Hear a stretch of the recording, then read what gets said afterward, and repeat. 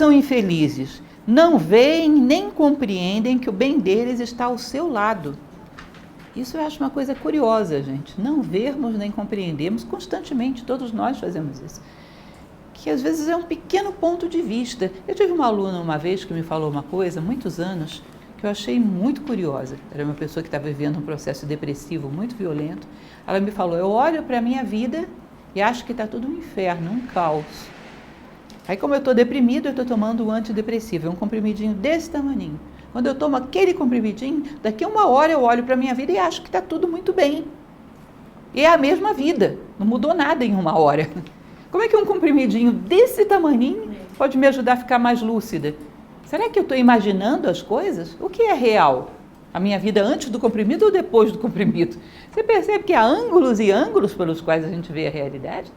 Que às vezes por um processo de morbidez, de negativismo prolongado, a gente vicia em ver a vida de uma maneira tão obscura que às vezes chega a somatizar isso e um medicamento às vezes bloqueia esses neurotransmissores e te permite ver um outro ângulo que é tão real quanto o anterior.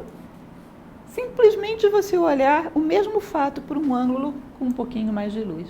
Essas coisas todas existem, você escolheu olhar pelo lado mais sombrio.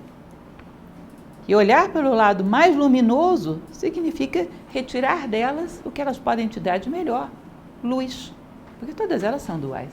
Procurar nas coisas luz, alimentar nas coisas luz. Não apenas retirar, mas também alimentar. Interagir com as coisas através daquilo que elas têm de mais luminoso. Porque se você procurar o lado escuro das coisas, vai achar, porque tem. Se procurar o lado luminoso, também vai achar, porque também tem. Tanto que é só mudar o ângulo psicológico, um grauzinho, um medicamentozinho, e você já vê uma coisa diferente.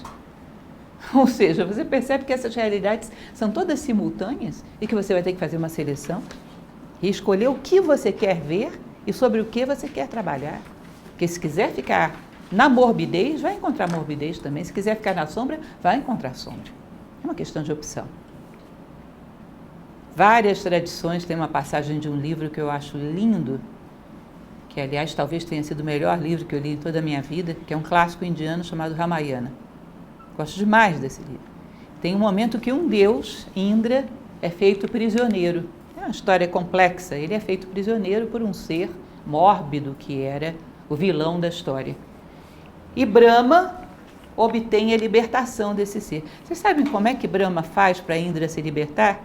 Só entra dentro da cabeça dele e coloca uma forma mental. Estou livre. E ele percebe que as grades eram ilusão.